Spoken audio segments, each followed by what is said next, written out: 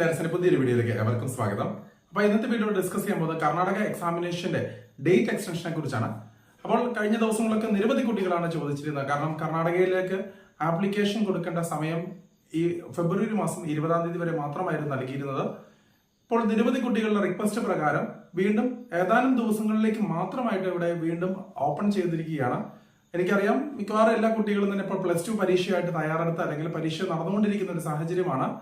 എങ്കിലും ഈ ഒരു സാഹചര്യത്തിൽ നമുക്ക് വേറെ ഓപ്ഷൻസ് ഇല്ല. നമ്മൾ ഈ ഒരു ടൈമിൽ തന്നെ നമ്മൾ ആപ്ലിക്കേഷൻസ് കൊടുക്കുവാനായിട്ട് പ്രത്യേകം ശ്രദ്ധിക്കുക.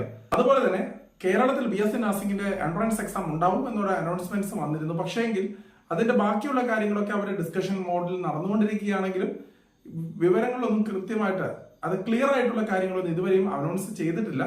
അപ്പോൾ നിരവധി കുട്ടികളാണ് ആശങ്കയിലായിരിക്കുന്നത്. എങ്ങനെയായിരിക്കും കേരള എൻട്രൻസ്, എന്നായിരിക്കും അത് അനൗൺസ് ചെയ്യുക, എന്നായിരിക്കും എക്സാം നടത്തുക, അതിന്റെ പ്രിപ്പറേഷൻ എങ്ങനെയൊക്കെ ആയിരിക്കും എന്നുള്ള ഒരു സംശയം നിരവധി കുട്ടികൾക്കുണ്ട്.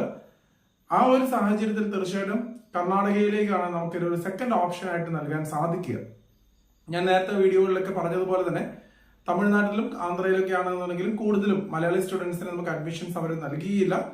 ഏറ്റവും കൂടുതൽ അവിടെ ഗവൺമെന്റ് സീറ്റുകളായിരിക്കും അവിടെ പെർസെന്റേജ് വൈസ് കൂടുതലായിട്ട് അലോട്ട് ചെയ്യപ്പെടുക. അപ്പോൾ അതുകൊണ്ട് തന്നെ നിരവധി കുട്ടികൾ കർണാടകയിലേക്കാണ് സെക്കൻഡ് ഓപ്ഷൻ ആയിട്ട് കേരളം കിട്ടിയില്ല എന്നുണ്ടെങ്കിൽ അവർ അപേക്ഷിക്കാൻ സാധ്യതയുള്ളത്. അതുകൊണ്ട് തന്നെ കർണാടകയിലേക്ക് BSc നഴ്സിംഗ് ഒരു സെക്കൻഡ് ഓപ്ഷൻ ആയിട്ട് എങ്കിലും നോക്കുന്ന കുട്ടികൾ തീർച്ചയായിട്ടും KCET എക്സാമിന് വേണ്ടി ആപ്ലിക്കേഷൻ നൽകേണ്ടതായിട്ടുണ്ട്. ഇവിടെ 2500 രൂപയാണ് ആപ്ലിക്കേഷൻ ഫീ ആയിട്ട് നൽകേണ്ടതായിട്ട് വരിക. ഇത് ഓൺലൈൻ ആയിട്ട് നിങ്ങൾക്ക് ചെയ്യാൻ സാധിക്കുന്നതാണ്. പക്ഷേങ്കിൽ ഏപ്രിൽ മാസം 18, 19 തീയതികളിൽ നടക്കുന്ന എക്സാംസ് നമ്മൾ കർണാടകയിലുള്ള സെന്ററുകളിൽ ചെന്ന് തന്നെ എക്സാം എഴുതേണ്ടതായിട്ടുണ്ട്. അല്ലാതെ കേരളത്തിൽ അതിന്റെ എക്സാം സെന്ററുകൾ ഉണ്ടാവുകയില്ല എന്നുള്ളത് കൂടെ നമ്മൾ മനസ്സിലാക്കുക. അപ്പോൾ ഈ ഒരു സമയത്ത് ഏകദേശം 12-ാം തീയതി മുതൽ 15-ാം തീയതി വരെ ഏകദേശം 4 ദിവസമാണ് നമുക്കിപ്പോൾ വീണ്ടും ഡേറ്റ് എക്സ്റ്റൻഷൻ നൽകിയിരിക്കുന്നത്. അതായത് കർണാടക എക്സാമിനേഷൻ അതോറിറ്റി അഥവാ KEA നടത്തുന്ന എൻട്രൻസ് എക്സാമിന് വേണ്ടിയുള്ള ആപ്ലിക്കേഷൻസ് വീണ്ടും ഓപ്പൺ ചെയ്യുകയാണ്. 12-ാം തീയതി മുതൽ, അതായത് മാർച്ച് മാസം 12-ാം തീയതി മുതൽ മാർച്ച് മാസം 15-ാം തീയതി വരെ മാത്രമായിരിക്കും ആപ്ലിക്കേഷൻസ് ഓപ്പൺ ആക്കി ഉണ്ടാവുക. അപ്പോൾ ഈ ഒരു 4 ദിവസത്തിനുള്ളിൽ തന്നെ ഇതുവരെയും ആപ്ലിക്കേഷൻ സമർപ്പിക്കാത്ത കുട്ടികൾ തീർച്ചയായിട്ടും ഈ ഒരു ടൈം യൂട്ടിലൈസ് ചെയ്യാൻ ശ്രദ്ധിക്കുക. അപ്പോൾ ഈ വീഡിയോ കാണുന്ന കുട്ടികൾ തീർച്ചയായും നിങ്ങളുടെ ഫ്രണ്ട്സിനെ ഷെയർ ചെയ്യുക. കാരണം പല കുട്ടികളും എക്സാമിന്റെ തിരക്കിലും കാര്യങ്ങളൊക്കെ ആയതുകൊണ്ട് തന്നെ അവരൊരു പക്ഷേങ്കിൽ ഇതിനെക്കുറിച്ച് ബോധേഡായിരിക്കത്തില്ല, ഇതിനെക്കുറിച്ച് അറിവ് ഇല്ലാതെ ഉണ്ടാവാം. എക്സാം കഴിഞ്ഞിട്ടായിരിക്കും മിക്കവാറും വരുന്ന കുട്ടികളൊക്കെ ഈ പറയുന്ന ഇതിനെക്കുറിച്ചൊക്കെ ചിന്തിച്ചു തുടങ്ങുകയോ അല്ലെങ്കിൽ അറിയുകയോ ചെയ്യുക. അപ്പോൾ ആപ്ലിക്കേഷൻസ് കൊടുത്തില്ല എന്നുണ്ടെങ്കിൽ തീർച്ചയായും അല്ലെങ്കിൽ KCET എക്സാം എഴുതിയില്ല എന്നുണ്ടെങ്കിൽ നമുക്ക് അഡ്മിഷൻ കിട്ടാനുള്ള പോസിബിലിറ്റി കുറച്ച് ബുദ്ധിമുട്ടായിരിക്കും. അതുകൊണ്ട് തന്നെ നിങ്ങൾ നിർബന്ധമായിട്ടും KCET എക്സാം അപ്ലൈ ചെയ്യാനായിട്ട് പ്രത്യേകം ശ്രദ്ധിക്കുക. ഈ ഒരു സമയം മാക്സിമം യൂട്ടിലൈസ് ചെയ്യുക. അതുപോലെ തന്നെ നോട്ടിഫിക്കേഷൻ സൂചിപ്പിച്ചിരിക്കുന്ന മറ്റൊരു കാര്യം, ഇവിടെ BSc നഴ്സിംഗിന് മാത്രമല്ല പാരാമെഡിക്കൽ കോഴ്സുകൾ BPT മറ്റുള്ള അലൈഡ് കോഴ്സുകളിലേക്കൊക്കെ ആപ്ലിക്കേഷൻ കൊടുക്കുന്ന കുട്ടികൾ അല്ലെങ്കിൽ അഡ്മിഷൻ എടുക്കുന്ന കുട്ടികൾക്കും ഈ പറയുന്ന രീതിയിൽ ഓപ്ഷണൽ ആയിട്ട് നമ്മൾ ഈ പറയുന്ന KCET ആപ്ലിക്കേഷൻ നിർബന്ധമായിട്ട് നൽകണം എന്നുള്ളതാണ് പറഞ്ഞിരിക്കുന്നത്. അവർ നിർബന്ധമായിട്ട് എക്സാം എഴുതുന്നതിനെ കുറിച്ചൊന്നും ഇവിടെ പ്രതിപാദിച്ചിട്ടില്ല. പക്ഷെ ആപ്ലിക്കേഷൻസ് കൊടുക്കണം എന്നുള്ളതാണ് പറഞ്ഞിരിക്കുന്നത്. അഥവാ ഏതെങ്കിലും കുട്ടികൾ നഴ്സിംഗിന് നോക്കി അതുപോലെ തന്നെ പാരാമെഡിക്കലും കൂടെ നോക്കുന്നുണ്ടെങ്കിൽ നിങ്ങൾക്ക് ഒറ്റ ആപ്ലിക്കേഷൻ വഴി തന്നെ നിങ്ങൾക്ക് 2 കോഴ്സുകളിലേക്കും സെലക്ഷൻ ചെയ്യാവുന്നതാണ്.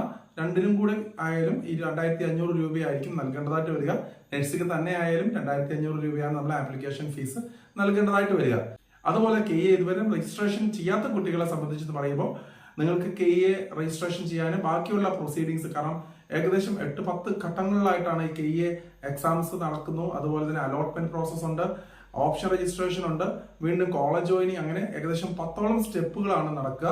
അപ്പോൾ ഈ 10ഓളം സ്റ്റെപ്പുകൾ നിങ്ങളെ ഹെൽപ്പ് ചെയ്യാനായിട്ട് KEAയുടെ നമ്മളൊരു ഹെൽപ്പ് ലൈൻ നമ്പർ നമ്മൾ സ്റ്റാർട്ട് ചെയ്തിട്ടുണ്ടായിരുന്നു.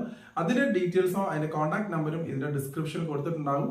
അപ്പോൾ തീർച്ചയായിട്ടും നിങ്ങൾക്ക് താല്പര്യമുള്ളവർക്ക് ചെറിയ ഫീസിൽ നിങ്ങൾക്ക് ഈ പറയുന്ന KEAയുടെ ആപ്ലിക്കേഷൻ പ്രോസസ്സും മറ്റുള്ള എല്ലാ സപ്പോർട്ടുകളും നൽകുന്നതായിരിക്കും.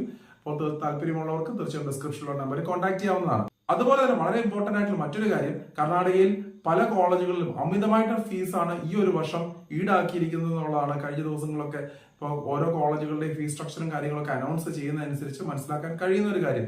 കാരണം കഴിഞ്ഞ വർഷങ്ങളെ അപേക്ഷിച്ച് മിക്കവാറും വരുന്ന കോളേജുകളൊക്കെ 2 ലക്ഷവും അതിനും കൂടുതൽ ഫീസുകളാണ് ഈടാക്കുന്നത്. അപ്പോൾ അമിതമായിട്ടുള്ള ഫീസ് ഈടാക്കി ഈ പറയുന്ന വലിയ ക്വാളിറ്റി ഇല്ലാത്ത കോളേജുകൾ കഴിവതും നിങ്ങൾ ചൂസ് ചെയ്യാതിരിക്കാനായിട്ട് പ്രത്യേകം ശ്രദ്ധിക്കുക. നിരവധി കോളേജുകൾ ഈ പറയുന്ന രീതിയിൽ ഏജൻസി വഴിയും അതുപോലെ തന്നെ മറ്റുള്ള സോഴ്സ് വഴിയൊക്കെ അവർ പക്ഷേ നിങ്ങളെ അപ്രോച്ച് ചെയ്തിട്ടുണ്ടാകാം. അപ്പോൾ നിങ്ങൾ കോളേജുകളെ കുറിച്ച് വ്യക്തമായിട്ട് മനസ്സിലാക്കുക. നമുക്ക് ഈ വാല്യൂ ഉള്ള കോളേജാണോ? നമുക്ക് ഈ ഒരു 8 ലക്ഷം അല്ലെങ്കിൽ 10 ലക്ഷത്തിന് ഫീസ് വരുമ്പോൾ അതിനനുസരിച്ചുള്ള ക്വാളിറ്റിയുള്ള ഫെസിലിറ്റീസ് ഉള്ള കോളേജ് ആണോ എന്നുള്ളത് നിങ്ങൾ വ്യക്തമായിട്ട് മനസ്സിലാക്കേണ്ടതായിട്ടുണ്ട്. കാരണം പല കോളേജുകളുടെയും ഈ പറയുന്ന ഫീസ് സ്ട്രക്ചറും കാര്യങ്ങളും കാണുമ്പോൾ ക്വാളിറ്റി ഇല്ലാത്ത, സ്വന്തമായിട്ട് ഹോസ്പിറ്റൽ ഇല്ലാത്ത കോളേജുകൾ പോലും 10 ലക്ഷവും 11 ലക്ഷവും അതിന് മുകളിലേക്കും ഫീസുകളൊക്കെ ചാർജ് ചെയ്യുന്ന ഒരു സാഹചര്യമാണ് ഇപ്പോൾ കാണുന്നത്. തീർച്ചയായും അങ്ങനെയുള്ള കോളേജ് കഴിവതും ഒഴിവാക്കുക. വ്യക്തമായിട്ട് നിങ്ങൾ കോളേജുകളെ കുറിച്ച് അതിന്റെ സ്റ്റാൻഡേർഡ്, അതിന്റെ ക്വാളിറ്റി ഓഫ് എഡ്യൂക്കേഷൻ, മറ്റുള്ള ഫെസിലിറ്റീസ്, ഫീച്ചേഴ്സ്, എല്ലാ കാര്യങ്ങളും മനസ്സിലാക്കിയിട്ട് മാത്രം നിങ്ങൾ അഡ്മിഷൻസുമായിട്ട് പോകാനായിട്ട് പ്രത്യേകം ശ്രദ്ധിക്കുക. നിരവധി കോളേജുകളിൽ സബ് കോളേജുകളും കാര്യങ്ങളും എല്ലാം നടക്കുന്നുണ്ട്.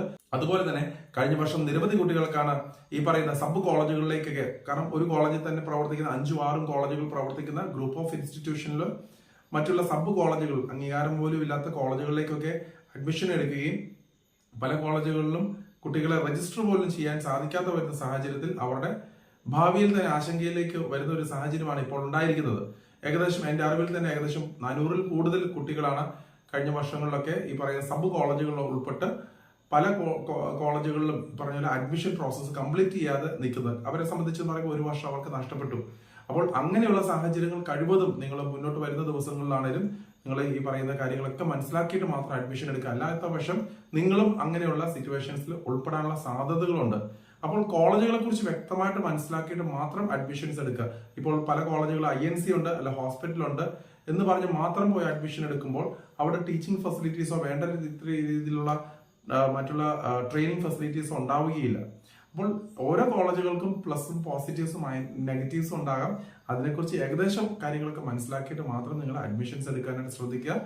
അപ്പോൾ ഏതെങ്കിലും കോളേജുകളെ കുറിച്ച് അഫിലിയേഷൻസ് കാര്യങ്ങളോ അല്ലെങ്കിൽ അതിന്റെ റെപ്യൂട്ടേഷൻ, മറ്റുള്ള എന്തെങ്കിലും പ്രോബ്ലംസ് ഉണ്ട് എന്നുണ്ടെന്നുണ്ടെങ്കിൽ അതിനെക്കുറിച്ചൊക്കെ അറിയണമെന്നുണ്ടെങ്കിൽ തീർച്ചയായിട്ടും താഴെയുള്ള ഹെൽപ്പ് ലൈൻ നമ്പറിൽ നിങ്ങൾക്ക് കോൺടാക്ട് ചെയ്യാവുന്നതാണ്. അപ്പോൾ അതിനുള്ള ഗൈഡൻസും കാര്യങ്ങളൊക്കെ നിങ്ങൾക്ക് പ്രോപ്പറായിട്ട് ലഭിക്കുന്നതുമായിരിക്കും. അപ്പോൾ മറ്റൊരു അപ്ഡേറ്റുമായി ഉടൻ തന്നെ കാണാം. നന്ദി.